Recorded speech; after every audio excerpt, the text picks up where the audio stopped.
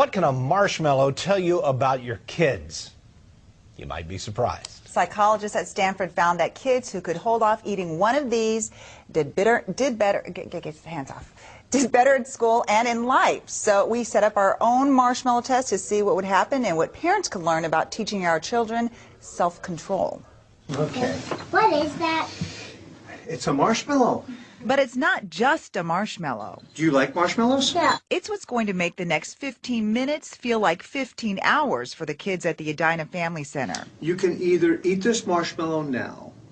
I need that marshmallow now. Well, just let me tell you what the deal is. So you can either eat it now or wait until we come back and you'll get two.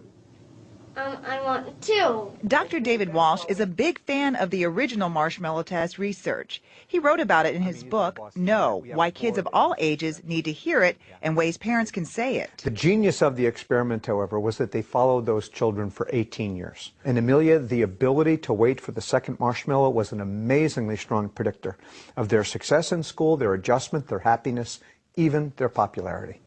What does it mean when a child does eat the marshmallow? You know, we're not predicting that any of these kids are going to be either good at self-discipline or not. What we really want to do is help parents try to figure out how can we help our kids develop more self-discipline, because we do know from a ton of research that that is a key success factor for kids, the ability to say no to themselves. Hi, Lily. Nice to meet you. Nice to meet you too. Lily gets the deal right away. When I come back, what am I going to have?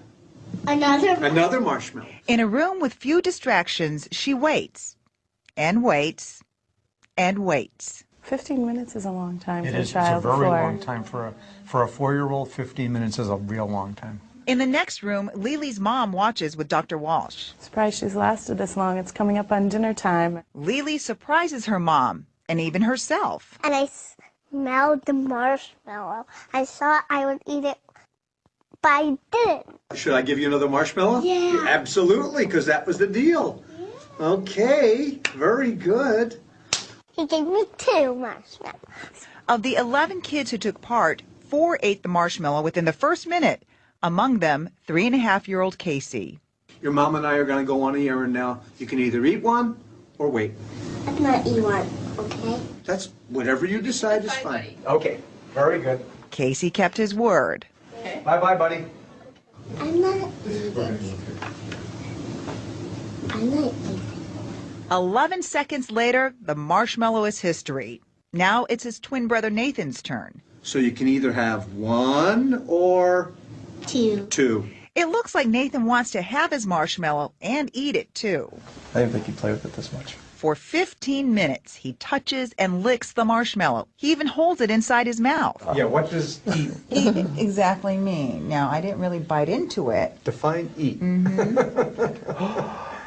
It's tempting to keep watching these kids with the marshmallow, but that's not what this story is really about. So what can parents do to help their kids develop self-discipline? It's the kid's job to push against the limits. It's our job to set the limits. So we have to be consistent then, because if we're Absolutely saying important. you do this, then this is what's going to happen. Exactly. And once you don't do that and you don't follow through, then it's Then like they learn the starting lesson. over again, right? Exactly. Or if I say, no, you can't have the candy bar, and then 10 seconds later I'm giving them the candy bar, what they're learning is no doesn't mean no.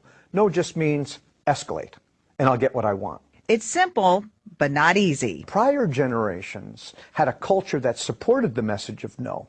What's difficult today is that we have a culture that undermines the message. We have a culture that says more, fast, easy, fun. A culture that says, eat the marshmallow. The short-term relief of giving kids what they want, we pay a long-term price for that. Turns out the agony of waiting for the marshmallow or a computer game or a car might actually help your child. We all know that life does deal challenge, frustration, and disappointment.